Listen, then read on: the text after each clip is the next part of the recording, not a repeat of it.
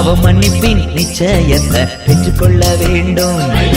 பரலோகத்தில் ஓர் இடம் நீ பெற வேண்டும். பாவ மன்னிப்பின் நிச்சயத்தை பெற்றுக்கொள்ள வேண்டும்.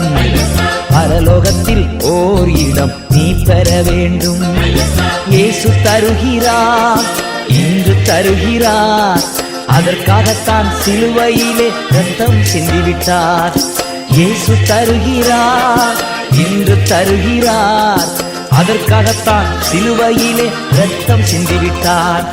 பாவ மன்னிப்பின் நிச்சயத்தை பெற்றுக்கொள்ள வேண்டும். பரலோகத்தில் ஓர் இடம் நீ பெற வேண்டும். நான் உங்களோட பேசுகிற தலைப்பு பாவத்தை பற்றி நான் உங்களோட பேசுகிறேன். இயேசு கிறிஸ்துவின் நாமத்தில் எல்லாருக்கும் வாழ்த்துதலும் சோத்திரங்களையும் ஏறெடுக்கிறேன். முதலாவது என் தேவனுக்கு நான் நன்றி செலுத்துகிறேன். இந்த வாய்ப்பு கொடுத்த என் தேவனுக்கு நான் நன்றி செலுத்துகிறேன். நான் உங்களோட பேசுகிற இந்த தலைப்பு பாவத்தை பற்றி நான் பேசுகிறேன். ஆண்டவருக்கும் நமக்கும் ஒரு பிரிவினை உண்டாக்குறது பாவம் மட்டும்தான். இந்த பாவத்தை பற்றி நான் நீதிமொழிகள் அளவு ஒரு வசனம் சொல்லியிருக்கு. நீதிமொழிகள் 27:13 சொல்லுது, தன் பாவங்களை மறைக்கிறவன் வாழ்வடைய மாட்டான், அவை அறிக்கை செய்து விட்டு விடுகிறவன் இரக்கம் பெறுவான்னு சொல்லி அழகா நீதிமொழிகளில் எழுதியிருக்குது. பாவம் எப்பொழுதும் ஆண்டவருக்கு நமக்கு என்ன செய்யற ஒரு பிரிவினை கொண்டு வருதுன்னு சொல்லி நம்ம வேதத்தில் பார்க்குறோம். பாவத்தை நம்ம எப்பொழுதுமே என்ன பாவத்தை செய்கிறவன் பாவத்தின்படியே நம்ம என்ன செஞ்சுருக்கோம், இந்த நாளில் வாழ்ந்துட்டு இருக்கிறோம் அப்படின்னு சொல்லி பார்க்குது. நம்ம 2000 வருஷத்துக்கு முன்னாடி ஆண்டவர் எதற்காக இந்த நாளை நம்ம எப்போ இந்த காலங்களே நம்ம என்ன காலங்களை அனுசரித்து கொண்டிருக்கோம் யாருக்கா தெரியுமா? நம்ம லெந்து நாட்களை அனுசரித்து கொண்டிருக்கிறோம். ஆண்டவர் நமக்காக என்ன செஞ்சார்? சிலுவையில் அடித்தார், 3ஆம் நாள் உயிர் தெழுந்தார். எதற்காக அடிக்கப்பட்டார், எதற்காக அவர் 3ஆம் நாள் உயிர் தெழுந்தார்னு சொல்லி நம்ம 2000 வருஷத்துக்கு முன்னாடியே நம்ம இதை பற்றியே தியானிச்சு கொண்டிருக்கிறோம். ஆனால் நம்ம பாவம் செய்யாமல் இருக்கிறோமா? பாவத்தை நம்ம வாழ்க்கையில் சில கடைப்பிடிக்காமல் நம்ம இருக்கிறோமா? ஆண்டவர் சொல்றாரு, பாவம் வரும், ஆனால் என்ன செய்யுமா, அவர்களை விட்டு விட வேண்டும் என்று சொல்லி வேதத்தில் அழகாக நமக்கு சொல்லி இருக்குது. பாவம் செய்கிறவன் ஆத்துமா சாகுன்னு சொல்லி வேதத்தில் சொல்லி இருக்குது. பாவத்தை பற்றி நிறைய பேசணும்னு சொன்னால் நிறைய பாவங்களை குறித்து ஆண்டவர் நமக்கு எழுதி வச்சிருக்கிறாரு. பாவம் நம்மளுடைய வாழ்க்கையில் எப்பொழுதும் நம்ம கண்குன்பாய அதை என்ன பிசாசு கொண்டு நிறுத்துவானோம். ஆனால் உங்களுக்காக எனக்காக ஒருத்தர் மரிச்சாரு. அவர் யாருக்காக எதுக்காக மரித்தாரு? பாவங்களுக்காகத்தான் மரித்தாரு. அவர் என்ன செஞ்சார்? நான் பாவிகளின் சிநேகிதன் சொல்லி ஆண்டவர் சொல்றாரு. அதனால இந்த நாட்கள்ல நம்ம என்ன செய்வோம், அந்த பாவங்கள் எல்லாம் என்ன செய்யணும், நம்ம அறிக்கை செய்து விட்டுவிடலாம் நம்ம இருக்கணும்னு சொல்லி நம்ம வேதத்தில் பார்க்கிறோம். நான் நிறைய மேக்சின் புத்தகங்கள் படிக்கிறது பழக்கம் எனக்கு உண்டு. அப்படியாக ஒரு மேக்சின் எடுத்து படிக்கும்போது சமீபத்தில் இருந்து போன ரத்தன் டாட்டாவை பற்றி நான் ஒரு அவருடைய மேக்சினில் ஒரு கதையை அவர் எழுதியிருந்ததை நான் படித்தேன். என்னன்னு சொன்னால், அவர் என்ன பண்ணுவாராம், அவர் நிறைய நாட்கள் வாக்கிங் போயிட்டு இருக்கும் பொழுது நிறைய நாய்க்குட்டிக்கு அந்த இடத்துல குட்டி போட்டு நிறைய நாய்க்கு ஒரு தண்ணியில் அப்படியே சேர்த்து தண்ணியில் அப்படியே மிதந்துட்டு இருக்குமோ. அப்போ அவர் தன்னுடைய வேலைக்காட்ட சொல்லி அந்த நாய்க்குட்டியை எடுத்துட்டு வாங்கன்னு சொல்லி நாய்க்குட்டி நல்லா கழுவி அழகாக அந்த நாய்க்குட்டி என்ன செஞ்சாங்கன்னா நல்லா மெத்தையில் வச்சு நல்லா சாப்பாடு கொடுத்து அதுக்கு துணிமணியெல்லாம் கொடுத்து நல்லா அதை வச்சுருந்தாராமா.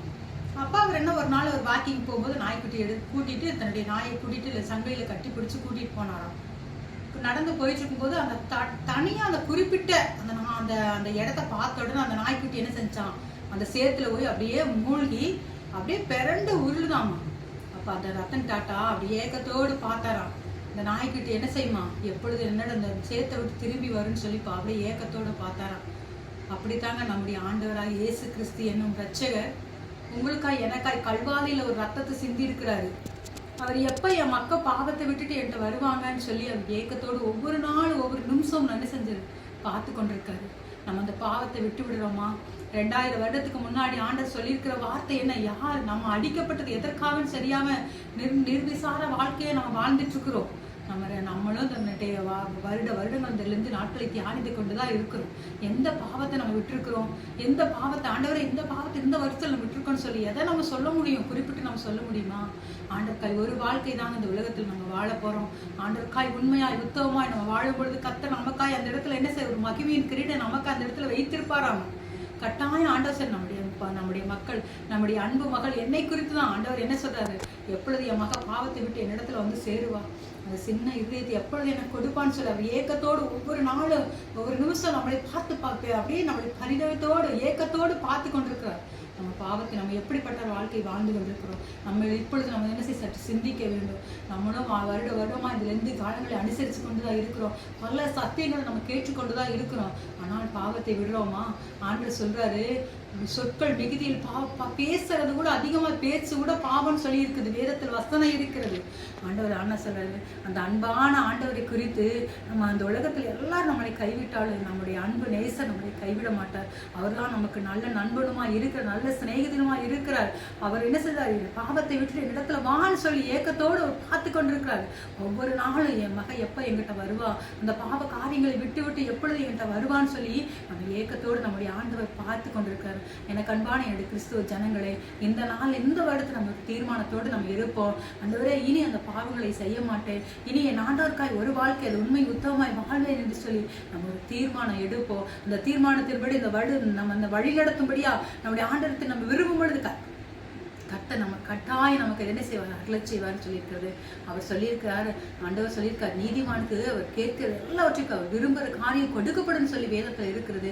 அதே போல் ஆண்டவர் சொல்லி நம்ம ஆண்டவர்கிட்ட கேட்கணும், எசப்பா நீங்கள் அந்த பாவத்தை விட்டு அந்த இடத்துல வரணும்னு சொல்லி நம்ம கேட்கும்பொழுது கட்டாயம் நம்முடைய ஆண்டவர் என்ன செய்வாராம்? அந்த பாவத்தை விட்டு விட முடியாத நமக்கு ஒரு வழியை திறப்பாராம்.